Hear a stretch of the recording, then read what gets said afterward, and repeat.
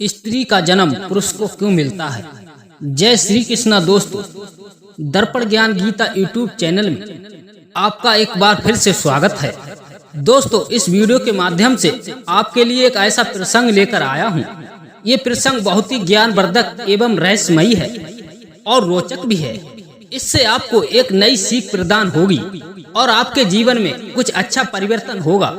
दोस्तों, ये आप भी जानते हैं कि हमारे हिंदू सनातन धर्म में 18 पुराणों की रचना वेद व्यास जी ने की है, जिनमें एक गरुड़ पुराण भी आता है। ये गरुड़ पुराण मनुष्यों के जीवन के बारे में दर्शाता है और हर एक इंसान को अवगत कराता है कि इंसान को कौन से कर्म करने से क्या फल प्राप्त होता है और किन कर्मों से प्राणी कौन सी योनियों में जाता है। दोस्तों, इस तरह की कई जानकारियाँ इस गरुड़ पुराण में मिलती हैं। दोस्तों, गरुड़ पुराण में इंसान के जन्म से लेकर मृत्यु तक हर प्रकार का जिक्र किया गया है। लेकिन दोस्तों, इस वीडियो में आप जानेंगे कि किन किन परिस्थितियों में एक पुरुष को अगले जन्म में स्त्री का शरीर धारण करना पड़ता है। बस आपसे एक निवेदन है कि हमारी वीडियो की समाप्त होने तक हमारे इस चैनल पर बने रहें। और यदि आप हमारे इस चैनल पर नए मेहमान दर्शक बनकर आए हैं और आपने अभी तक हमारा चैनल सब्सक्राइब नहीं किया है, तो प्लीज हमारे चैनल को सब्सक्राइब अवश्य करें और बेल आइकन प्रेस करें। दोस्तों, आपका एक सब्सक्राइब हमारे लिए बहुत ही महत्व रखता है। दोस्तों, आपने अधिकतर ये सुना होगा और कहीं कहीं ये देखा होगा कि जहाँ कहीं भी पति और पत्नी किसी भी समस्या को लेकर झगड़ा होता रहता है, चाहे वो समस्या कोई भी हो, तो दोस्तों उस आपस के झगड़े में पत्नी यदि अपने पति से हार जाए तो उस पत्नी के मुख से एक ही शब्द निकलता है कि मैंने पिछले जन्म में कौन सा पाप किया है जो मुझे एक स्त्री का जन्म इस जन्म में मिला है। काश मैं भी एक पुरुष होती तो मुझे इस तरीका से हारना नहीं पड़ता। दोस्तों, अब बात आती है, क्या स्त्री भी पुरुष बन जाती है? वैसे तो भगवान ने दो ही तरह के प्राणी बनाए हैं, नर और नारी। यूनी चाहे किसी की भी हो, चाहे पक्षी की हो, चाहे पशु की हो, चाहे किसी की भी हो, लेकिन दो ही प्राणी भगवान ने बनाए हैं, नर और नारी। गीता में भगवान श्याम सुंदर ने लिखा है कि आत्मा अमर अजर है। इंसान जैसे अपने वस्त्रों को बदलता है, उसी तरह से आत्मा भी अपने वस्त्र को बदलती है, नया जन्म लेकर अपने शरीर को बदलती है।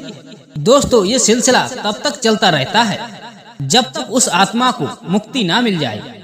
दोस्तों, गरुड़ पुराण में आत्मा के बार बार जन्म लेने का जिक्र सुनने को मिलता है, लेकिन ऐसे में कई बार मन में एक सवाल उठता रहता है और हमारे मन में एक प्रश्न उठता रहता है कि आत्मा का तो कोई भी जेंडर नहीं है, फिर जन्म के समय ये कैसे निश्चित हो जाता है कि कौन सी आत्मा को पुरुष का जन्म मिलेगा और कौन सी आत्मा को नारी का। दोस्तों, इसके अलावा जो आत्मा वर्तमान में पुरुष शरीर में है, वो क्या अगले जन्म में भी पुरुष ही बनेगी या उसे स्त्री का शरीर भी मिल सकता है? तो इन सभी सवालों के जवाब भी गरुड़ पुराण में देखने को मिलते हैं। तो आइए दोस्तों, बताते हैं इसके बारे में कि इंसान को दो कारणों के बारे में पुरुष को स्त्री बनना पड़ता है, वो भी गरुड़ पुराण के माध्यम से।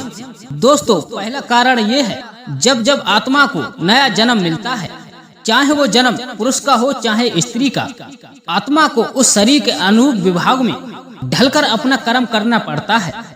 दोस्तों, इंसान के शरीर के जरिए कर्म करके एक आत्मा अपने जन्म के उद्देश्य को पूरा करती है और अच्छे कर्म करके आत्मा अदृश्य हो जाती है और बुरे कर्म करके अपनी स्थिति को भविष्य में बरतर बना सकती है। दोस्तों, यदि कोई भी पुरुष महिलाओं द्वारा आचरण करता है और अपने रहन सहन में महिलाओं वाली आदतें ले आता है या वह काम करना चाहता है जो स्त्रियां करती हैं, तो ऐसे पुरुष की आत्मा अगले जन्म में स्त्री का ही शरीर धारण करती है। और इसी तरह से कोई भी मनुष्य पशुओं की चीजों का सेवन करता है जिसका पशु सेवन करते हैं, तो ऐसे व्यक्तियों को निश्चित रूप में अगले जन्म में पशु बनना पड़ता है। और दोस्तों, गरुड़ पुराण में दूसरा कारण ये बताया गया है कि इंसान के मृत्यु के समय में इंसान की आसक्ति जिस ओर होती है, उसका अगला जन्म भी उसी प्रकार से होता है। दोस्तों, यदि कोई भी व्यक्ति अंतिम समय में किसी स्त्री को याद करके अपने प्राणों को त्यागता है, तो उस पुरुष को अगले जन्म में स्त्री बनना पड़ता है। और यदि कोई भी पुरुष अंतिम समय में भगवान का नाम लेता है, तो वो इंसान मुक्ति के मार्ग पर अग्रसित हो जाता है और इससे ये सिद्ध होता है कि कि इंसान के मृत्यु के अंतिम क्षण का विचार उसके अगले जन्म का आधार बनता है। दोस्तों, इसीलिए शास्त्रों में लिखा है कि इंसान को मरते समय हमेशा ईश्वर का ध्यान करना चाहिए। तो दोस्तों, अब आप ये समझ गए होंगे कि पुरुष को स्त्री क्यों बनना पड़ता है। दोस्तों, यदि ये वीडियो आपको हमारी अच्छी लगी हो और ये प्रसंग आपको हमारा अच्छा लगा हो तो हमारी वीडियो को एक लाइक करके हमारे चैनल को सब्सक्राइब करने की कृपा करना और बेल आइकन को प्रेस करना। दोस्तों, मिलते हैं ऐसी ही किसी ज्ञानवर्धक कहानी के साथ। तब तक के लिए जय श्री कृष्ण, जय श्री राधे।